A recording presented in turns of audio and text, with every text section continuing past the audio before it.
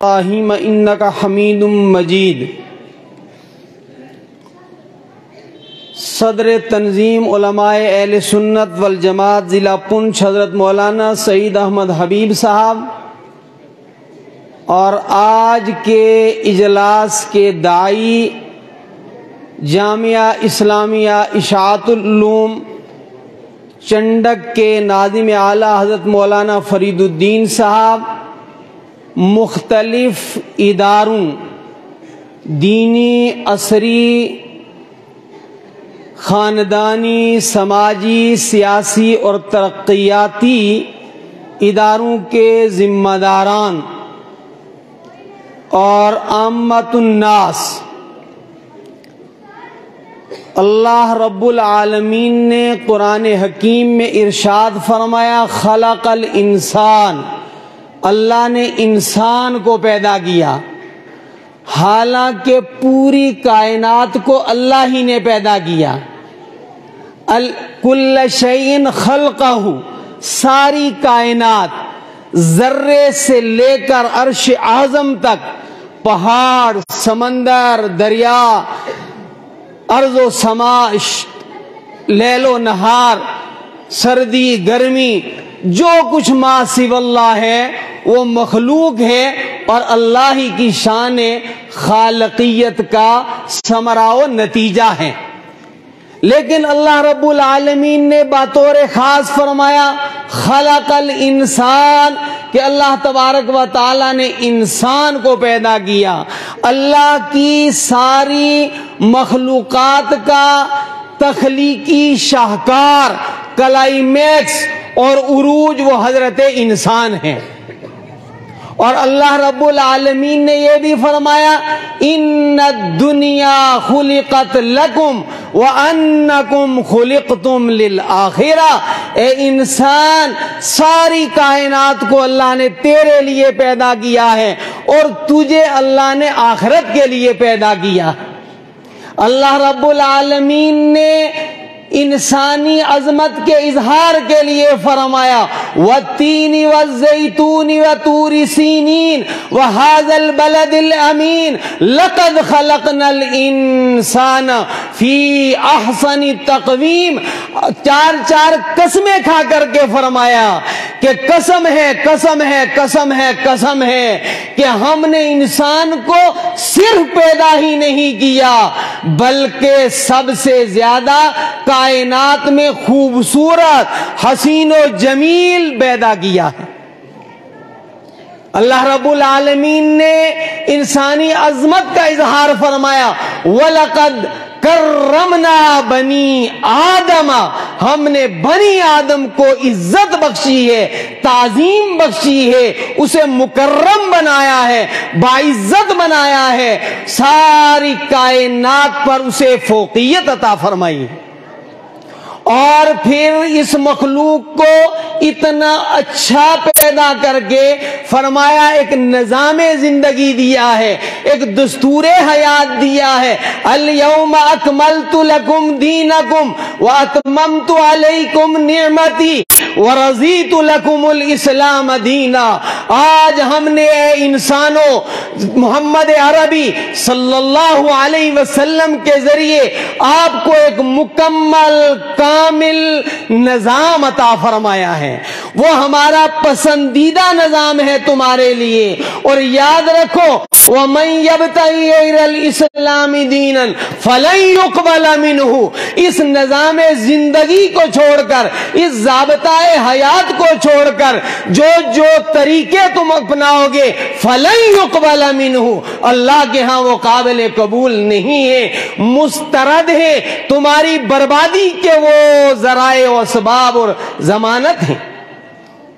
اللہ رب العالمین نے قرآن حکیم میں فرمایا ان اللہ یأمر بالعدل والاحسان وایتاء ذی القربى وینہی عن الفحشاء والمنکر والبغی یعظکم لعلکم تذکرون، تمہارا رب حکم دیتا ہے، آرڈر فرماتا ہے، اور یاد رکھو جو بڑوں کے آرڈر سے بچتے ہیں، جو بڑوں کے آرڈر کو فالو نہیں کرتے، ان پر پھر سزا سزائیں ہوتی ہیں، پھر ان کے لیے تباہی ہوتی ہے، پھر ان کے لیے رسوائی ہوتی ہے۔ ان اللہ یأمر بالعدل والاحسان وایتاء ذی القربى، اللہ نے 3 حکم دیے، یہ وہ جامع ترین احکام ہیں کہ سارے حکم خداوندی اس میں سمو دیے گئے ہیں۔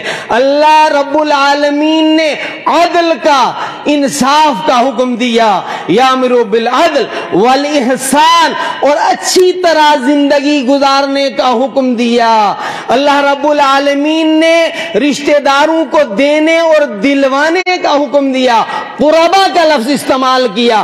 قربا میں رشتہ دار بھی ہیں، قربا میں ملکوں کے جو ہے وہ اقربا ممالک ہیں، اور برادریوں کے برادری، بستیوں کے بستی والے، اور شہروں کے شہر، اضلاع کے پڑوسی اضلاع ہوتے ہیں، تحصیلوں کی پڑوسی تحصیلیں ہوتی ہیں، اداروں کے پڑوسی ادارے ہوتے ہیں۔ فرمایا ان اللہ یامر بالعدل والاحسان وایتاء ذی القربى، 3 کاموں کا تمہیں آرڈر دیا جا رہا ہے، 3 کاموں سے تمہیں روکا جا رہا ہے، نہیں ہے۔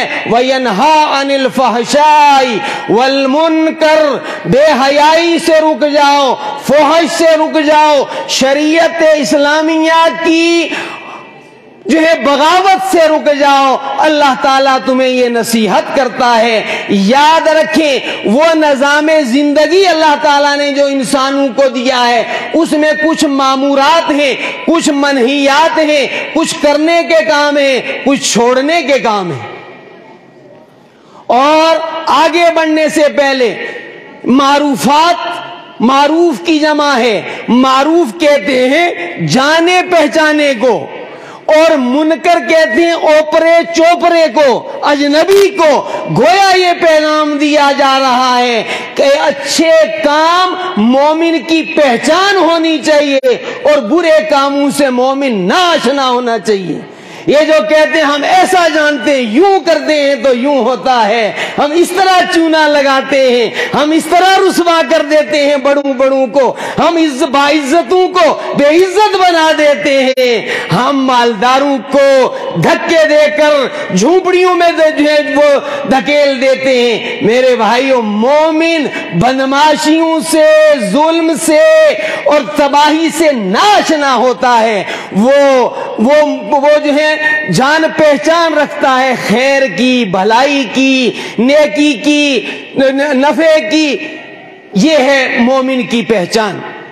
اب میں براہ راست سیدھا اپنے موضوع پر آتا ہوں کہ ہر زمانے میں کچھ برائیاں زیادہ سماج کو اپنی لپیٹ میں لیے ہوئے ہوتی ہیں۔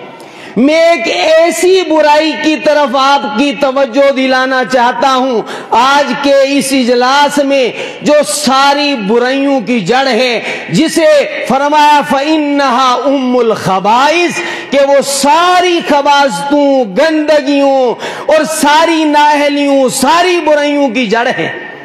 یاد رکھیں کہ اسلام نے جو شریعت ہمیں عطا فرمائی ہے کہ یہ کرو، یہ نہ کرو، یہ اپناؤ، یہ چھوڑ دو، یہ کیوں ہے؟ کوئی چودراہٹ نہیں ہے یہاں خواہ کی کہ ہم صاحب اقتدار ہیں، بس کرو تو کرو، چھوڑو تو چھوڑو۔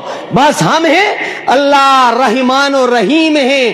اللہ رب العالمین نے انسان کو جو نظام دیا ہے وہ اس کی شفقت ہے، وہ اس کی رافت ہے، وہ اس کی رؤوفیت ہے، وہ اس کی عطوفت ہے، وہ اس کی مہربانی ہے، وہ انسانیت کے ساتھ اس کا پیار و محبت ہے۔ فرمایا شریعت اسلامیہ کے کچھ مقاصد ہیں، یعنی شریعت میں جو آپ کو کہا جا رہا ہے یہ کرو، اس کا کوئی مقصد ہے، یہ نہ کرو، اس کا کوئی مقصد ہے۔ بلا مقصد کے یہ نظام نہیں ہے۔ مقاصد اسلامیہ، مقاصد شریعت 5 ہیں، 5 یاد رکھیں۔ شریعت کی بات ہوتی ہے، مقاصد شریعت کی بات نہیں ہوتی، تو پھر ہم یہ سمجھتے ہیں کہ یہ ہمارے اوپر کوئی جبر کیا جا رہا ہے، ایسا قطعاً نہیں ہے۔ شریعت کا پہلا مقصد ہے آپ کے دین کی حفاظت، اور میرے بھائیوں دین وہ چیز ہے، من یطیع اللہ والرسول فقد فاز فوزا عظیما، جو اللہ کا کہنا مانے گا، جو محمد الرسول اللہ صلی اللہ علیہ وسلم کے طرز زندگی کو اپنائے گا، فقد فاز فوزا عظیما، اس کا فائدہ اس کرنے والے کو ہوگا کہ اسے مکمل کامل کامیابی حاصل ملے ہوگی۔ فمن زحزح عن النار وادخل الجنة فقد فاز وما الحیات الدنیا الا متاع الغرور، جہنم سے جو بچا لیے جائیں گے، جنت میں داخل کر لیے جائیں گے، وہ کامیابی پانے والے ہوں گے۔ انما الحیات الدنیا، یہ دنیاوی زندگی فرمایا یہ دھوکے کا سامان ہے، اس کتنوں کو اس نے دھوکہ دیا اور کتنوں کو دھوکہ دے گی، کوئی یہاں رہنے والا نہیں جب یہ خود اس کے لیے بقا نہیں ہے، جو خود فنا ہے وہ دوسروں کو کیسے بقا دے گی؟ تو میرے بھائیوں، شریعت کا پہلا مقصد ہے آپ کے عقیدے کی حفاظت۔ آج پورا سماج نشے کے طوفان کے اندر ڈوب گیا ہے۔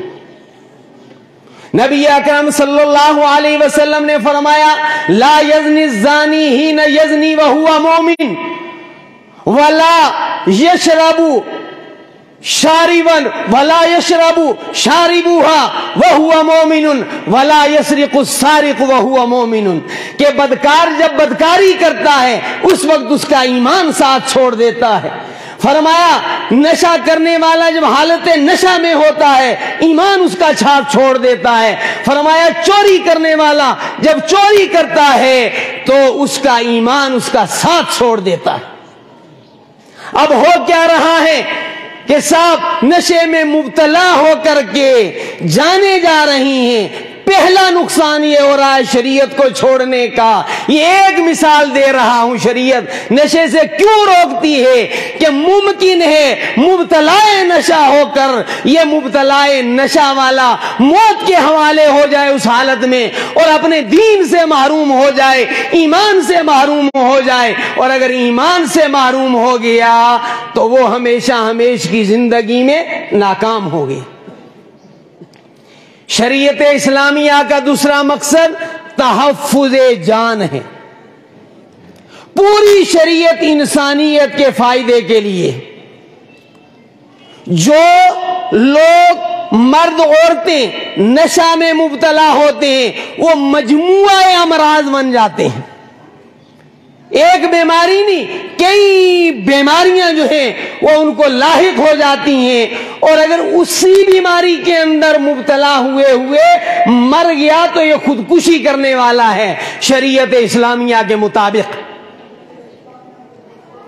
شریعت اسلامیہ کا تیسرا مقصد عقل کی حفاظت ہے۔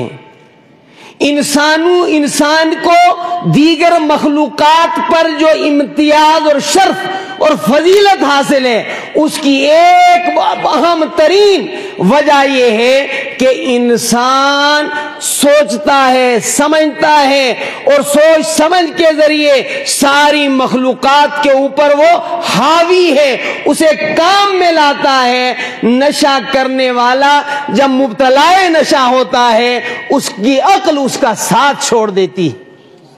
عرب کا ایک شاعر جو بہت سردار، جو بہت زیادہ شراب کا عادی تھا، اس نے اس بنیاد پر شراب کو چھوڑا کہ حالت نشہ میں اس نے اپنی بیٹی کے ساتھ وہ جو ہے اعمال صادر کرنے چاہے جو بیٹی کے تقدس کے خلاف تھے۔ تو اس نے کہا کہ عجیب آدمی ہوں میں، اور ایسی چیز کیسے میں اختیار کروں کہ جس کو اختیار کر کے میں نے اپنی ہی بیٹی کی عزت کو تار تار کیا، جبکہ باپ سے بڑھ کر بیٹی کا محافظ کون ہو سکتا۔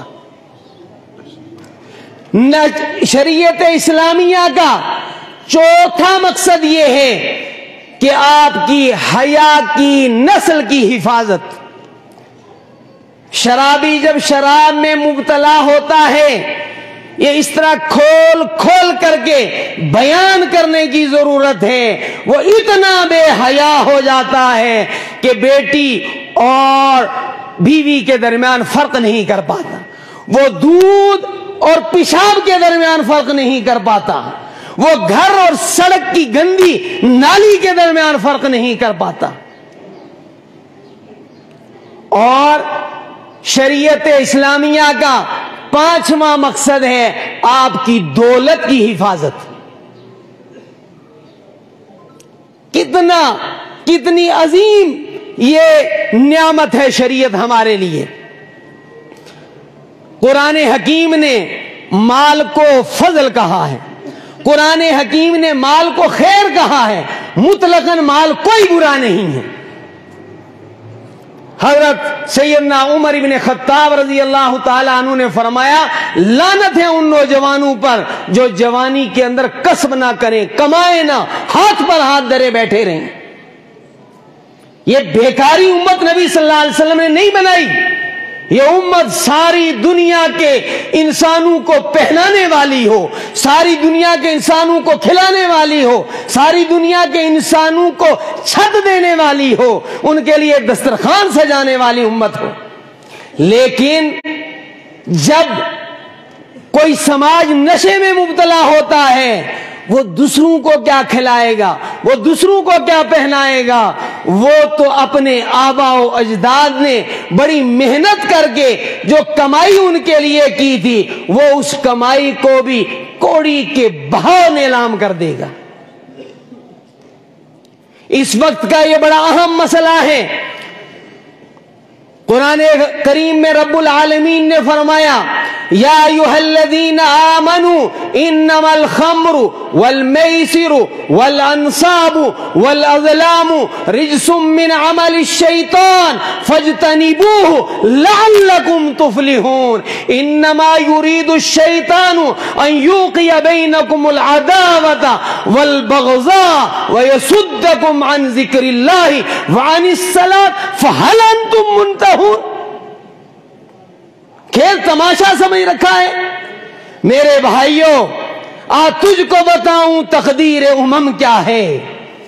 اقبال کہتا ہے، وہ نبض شناس ملت، وہ عروج و زوال کی داستانوں کا آشنا، تجھ کو بتاؤں تقدیر امم کیا ہے، شمشیر و ثنا اول، طاؤس و رباب آخر۔ یہ ہمارا سماج جدھر بڑھ رہا ہے، یہ تباہی کی طرف جا رہا ہے۔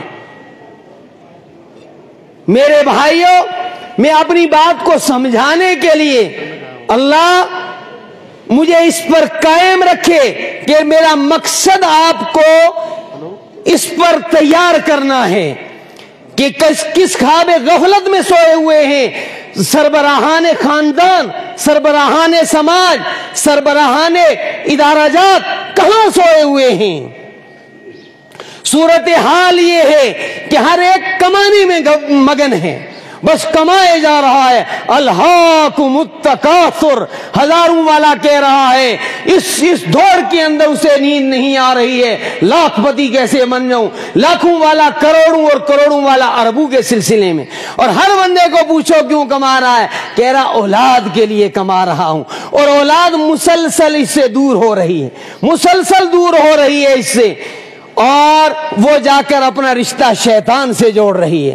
اللہ سے اولاد دور، اور رسول اللہ سے اولاد دور، قرآن سے اولاد دور۔ اور میں چلتے ہوئے عرض کروں، حضرت رسول اکرم صلی اللہ علیہ وسلم نے فرمایا کہ اپنی اولادوں کو 3 چیزوں کے عادی بناؤ، 3 چیزیں اولاد کے دلوں میں ڈالو۔ فرمایا حب نبیکم، اپنے نبی کی محبت اپنی اولاد کے دلوں میں ڈالو، تاکہ یہ لذت لیں تو ذکر مصطفیٰ سے، یہ انجوائے کریں تو سیرت مصطفیٰ کے واقعات سے، انہیں جو ہے وہ اچھا لگے تو رحمت دو عالم سیدنا محمد عربی صلی اللہ علیہ وسلم کا ذکر خیر، آپ کا تذکرہ، اور فرمایا اپنی اولاد کے اندر اہل بیت کی محبت پیدا کرو، اپنی اولاد کے اندر قرآن حکیم کی محبت پیدا کرو، اس لیے کہ دل کی چاہت ہوتی ہے، دل کا تقاضا ہوتا ہے، دل کی ضرورت ہے محبت۔ جب آپ اچھی محبت ان کے دلوں میں ڈال دیں گے،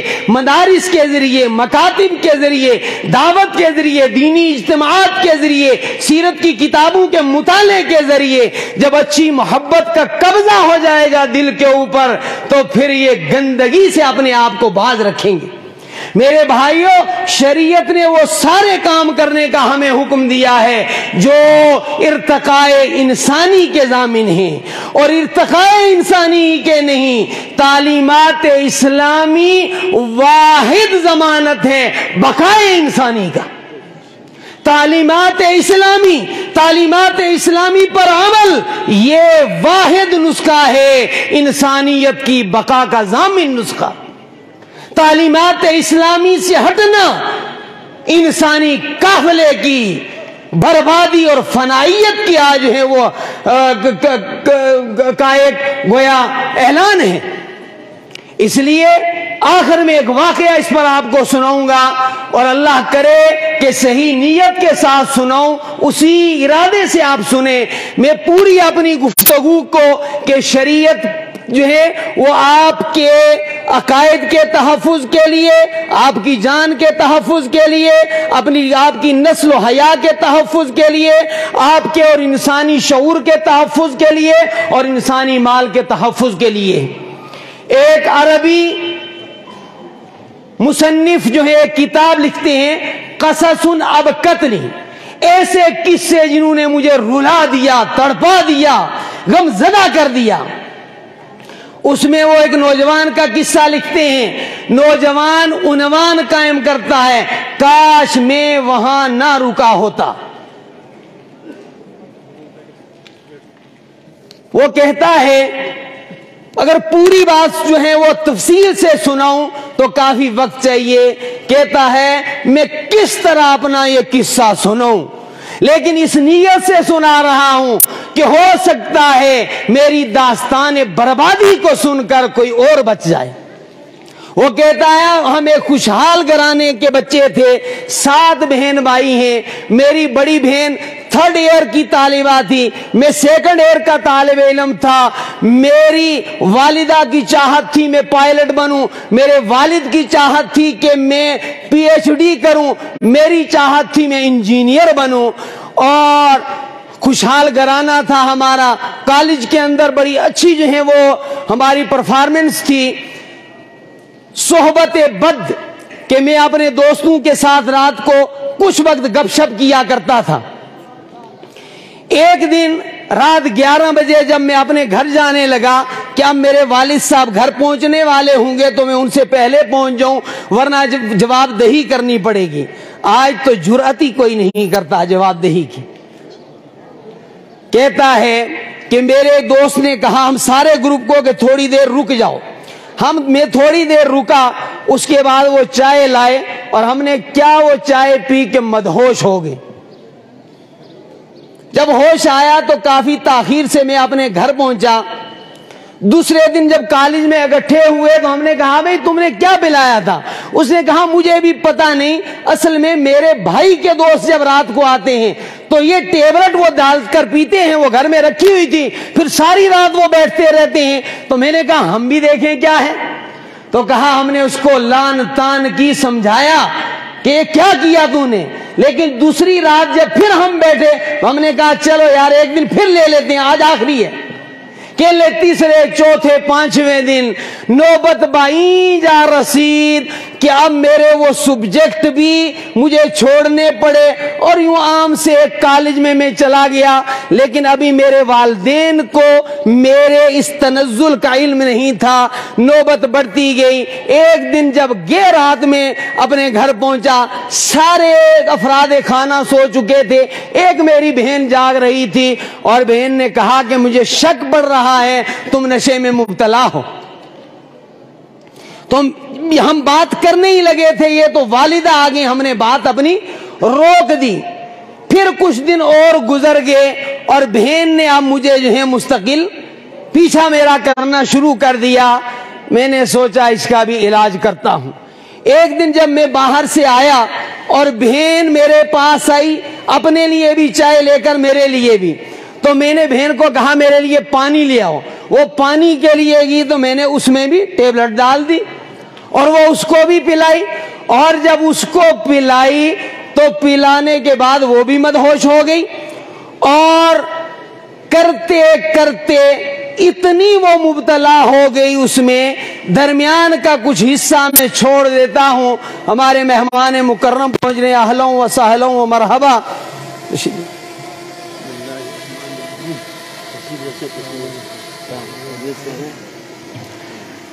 سامعین، یہاں تک کہ وہ مرحلہ آ پہنچا کہ ایک دن نوجوان کہتا ہے کہ میرے والد صاحب کے آفس میں صبح 9 بجے پولیس والے پہنچے کہ شہر سے باہر فلاں ریسٹ ہاؤس کے اندر آپ کی بیٹی اپنے ایک آشنا کے ساتھ نشے کی ڈوز زیادہ استعمال کرنے کی وجہ سے حالت مردنی میں پائی گئی ہے، اور آپ وہاں پہنچے۔